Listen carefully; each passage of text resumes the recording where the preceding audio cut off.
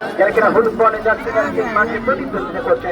Counter ভুল পাশ থেকে বল বেজায় মুন্না, আবার জার্সি নাম্বার 20 ক্লিয়ার করে নিয়ে যাচ্ছে জার্সি নাম্বার 28 দীপন। আগামীকাল আসবেন শনিবার মহাদেবপুর মিনি স্টেডিয়ামে নওগাঁ জেলার আরেকটি ঐতিহ্যবাহী উপজেলা।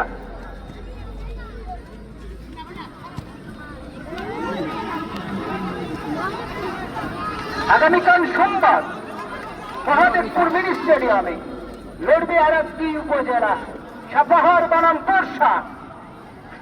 আবার সাব্বির স্টপার ব্যাক দেখে অবস্থায় প্রতিপক্ষের খেলোয়াড় জার্সি নাম্বার 16 লটন রাখতে পারলেন না জার্সি নাম্বার 4 প্রায়।